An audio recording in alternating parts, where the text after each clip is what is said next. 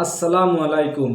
मुसलमान पर सूद क्यों हराम किया गया और सूद खाने में सज़ा कितना है और अल्लाह क्या फरमा रहा है, उस पूरा वीडियो सुनेंगे। सलमान आज़ादी साहब बयान करेंगे कुरान हदीस की रोशनी से। स्टार्ट करता हूँ वीडियो। आप मेहरबानी करके चैनल को सब्सक्राइब कर दीजिए। हबीब अजमी का नाम सुना होगा आपने, बगदाद के रहने वाले मशहूर मालदार शख्स। पैसा बहुत था लेकिन मामला यह था कि सूद पर पैसा, सूद का कारोबार, लोगों को सूद देना, लोगों से सूद लेना, यह कारोबार चलता था। मुसलमानों, अगर अपने मुआशरे में सूद की बला है तो फौरन तौबा कर लो। मेरे आका सल्लल्लाहु अलैहि वसल्लम का फरमान आलीशान है, जिसने सूद का एक लुकमा खाया वो गुनाह इतना बड़ा है कि जैसे कि काबे के सामने उसने अपनी मां से जिना किया। ये बहुत खतरनाक चीज है। लोग इसको आज हल्के में लेते हैं। पैसा डबल करने वाला सिस्टम मुसलमानों को बहुत जल्दी पसंद आता है। कोई भी आ जाए कंपनी, चीट फंड कंपनियां सिर्फ मुसलमानों के मोहल्ले में ही कामयाब होती हैं, बाकी जगह नहीं। लाख रुपए दो और तुम घर में नवाब साहब बैठे रहो, हर महीना 10-10 हजार आता रहे, ये पता ही नहीं कि किस तरह से आता है। तुम्हारे घर में आने वाला एक लुकमा भी तुम्हारी तहकीक के बगैर नहीं आना चाहिए। तुम मुसलमान हो, एक सिक्का भी तुम्हारे घर में बगैर तहकीक का नहीं आना चाहिए। अगर मशकूक, यानी जिसमें शक है, हराम की बात नहीं कर रहा हूं, हराम तो बड़ी बात है, जिस माल में शक है उस मशकूक माल का भी एक लुकमा खा लिया तो औलाद बिगड़ जाती है। बुजुर्गों ने फरमाया, औलाद बदतमीज पैदा होगी, बद अखलाक हो जाएगी, किरदार से आरी हो जाएगी। इसका ख्याल रखो। तो मैं अर्ज ये कर रहा था कि हबीब आजमी सूद का कारोबार करते रहे। एक दिन ऐसा हुआ कि अपनी बीवी से गोश्त ला कर दिया और कहा कि पकाओ। बीवी ने कहा लकड़ियां नहीं है। कहा कि मैं फलां के ऊपर मेरा सूद आता है, सूद में वो लकड़ियां ले आऊंगा। सूद में लकड़ियां भी, घर का आटा भी सूद में ला करके दिए। बीवी नेक थी, समझाती रही। उस दिन दुआ करती है, मौला मेरे शोहर, मेरे सरताज, मेरे रफीक हयात को हिदायत दे दे। जब चूल्हे पर यह हांडी रखी गई, खाना पक गया, यानी सालन पका, तो उसने उतारा। हबीब अजमी दस्तरखान पर थे। हांडी खोली गई तो उसमें पकता हुआ खून था, खून के अलावा कुछ नहीं। हबीब आजमी ने पूछा ये क्या है? बीवी ने कहा, जब लोगों का माल सूद में ला करके दोगे तो अल्लाह ताला तुम्हें दुनिया में ही खून खिला रहा है, आखिरत में क्या अज़ाब होगा। बात असर कर गई, बात असर कर गई दिल पर, और डर भी गए कि अपनी आंखों से देखा कि पकता हुआ गोश्त खून बन चुका है। फौरन पूरे जिस्म में कपकपी तारी हो गई। तौबा किया, खड़े हो गए। घर से बाहर निकले तो रास्ते से जा रहे थे, बच्चे जो खेल रहे थे, एक बच्चे ने पुकार कर कहा, ए बच्चे हटो, ये सूदखोर आ रहा है, इसकी छांव कहीं हम पर पड़ गई तो हम बुरे हो जाएंगे। बच्चों में भी ये बात आ गई थी। हबीब अजमी को आज दिल पर बात लगी, मेरा रब किसी के लिए हिदायत देता है तो कुछ जरिए बना देता है। हबीब अजमी अब रोने लग गए कि मैं इस कदर खस्ता हूं, इस कदर बदनाम हूं कि बच्चे मेरी छांव से भाग रहे हैं। अब सोचा कि अब मैं सूद नहीं लूंगा और ना ही इस कारोबार में, सबको छोड़ दिया। लेकिन अब मसला ये था कि बचपन शुरू से कोई काम करने की आदत नहीं थी। पैसा देना है, मार्केट में घुमा करके बड़ा करके लाना है। काम करने की आदत नहीं थी, फन नहीं था, हुनर मालूम नहीं था। अब कमाए तो कैसे कमाए? सोचा कि अब इस चीज को छोड़ दिया हो। तो बीवी से आकर के कहा, मेरी रफीक हयात, मैंने तौबा कर लिया है, मैंने तौबा कर लिया, आज के बाद से ये सूद की तरफ मैं हाथ भी नहीं बढ़ाऊंगा।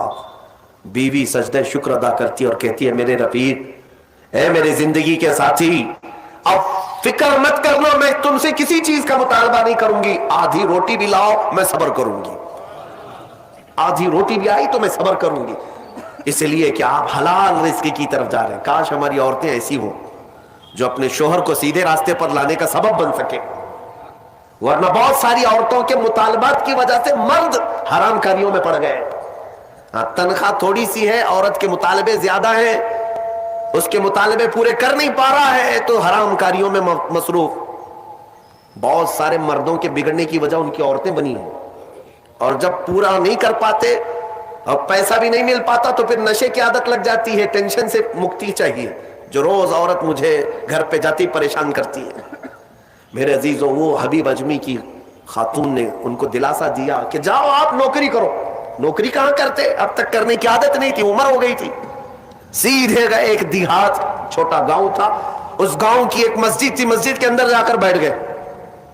دن بھر بیٹھے رہے، نمازیں پوری پڑھ لی. عشاء کا وقت ہو گیا، نماز پڑھ کر کے اللہ کی بارگاہ میں رونے لگے، مولا کام کا آدمی نہیں ہو، اب تک کیا نہیں، اب میں اپنے گھر کیسے چلاؤں، تو میرے لیے کوئی انتظام فرما. رات کے وقت آئے، بیوی نے پوچھا کوئی نوکری ملی؟ کہاں مل گئی ہے، نوکری مل گئی ہے، بہت ہی اچھی جگہ پر ایک بادشاہ ہے، اس کے ہاں خدمت پر میں لگ گیا. کہا بہت اچھی بات ہے. دوسرے دن پھر گئے، اسی مسجد میں بیٹھے رہے. رات کو آئے، بیوی نے پوچھا کچھ اجرت ملی آج؟ جس بادشاہ کے ہاں کام کر رہے ہو تمہاری نوکری پر کچھ تنخواہ ملی؟ کہا نہیں، بادشاہ نے کہا ہے کل دے دوں گا. اپنی بیوی کو ٹال رہے تھے، اپنی بیوی کو ٹالنے کے لیے بول دیا ایسی کہ نوکری کر رہا ہوں. کہا کہ کل دینے کا وعدہ کیا ہے.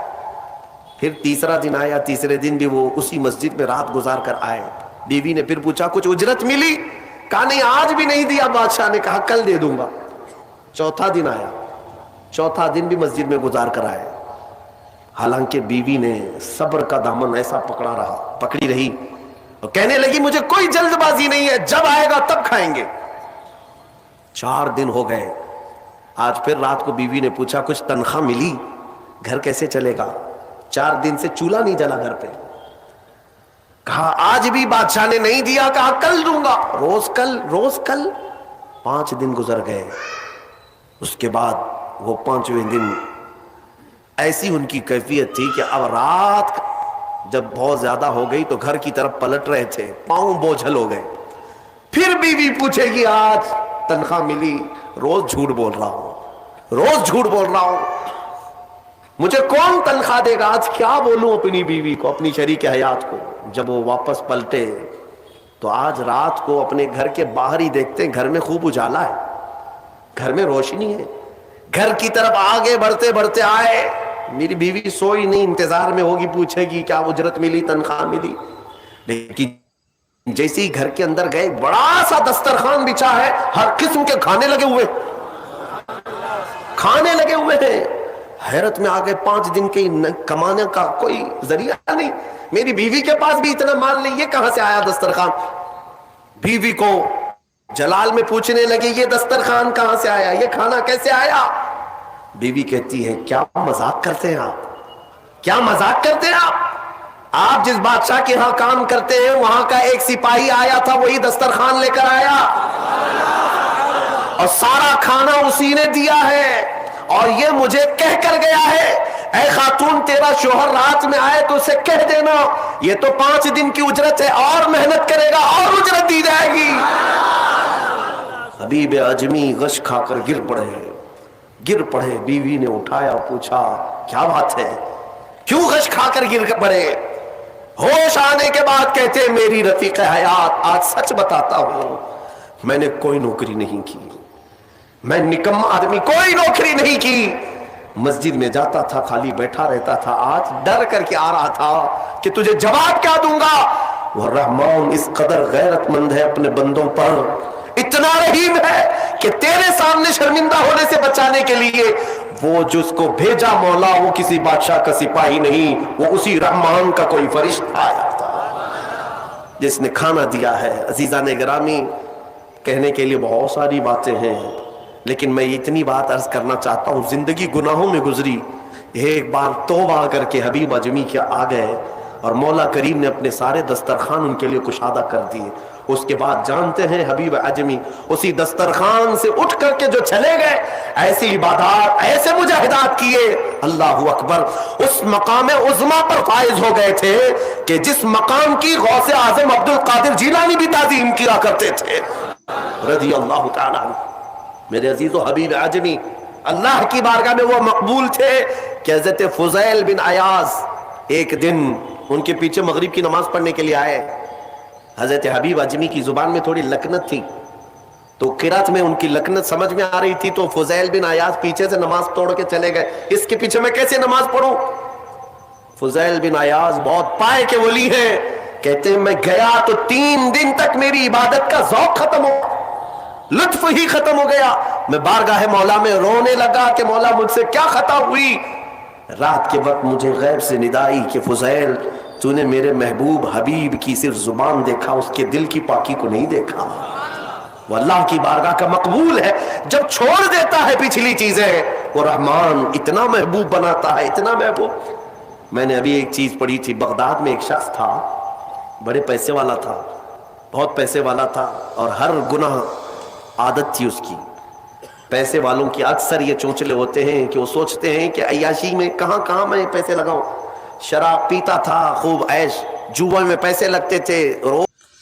सूदी का कारोबार से अल्लाह ताला हमें हिफाजत फरमाए। और अगला वीडियो में मिलूंगी इंशाल्लाह। चैनल को सब्सक्राइब कर दीजिए इस तरह बयानात सुनने के लिए।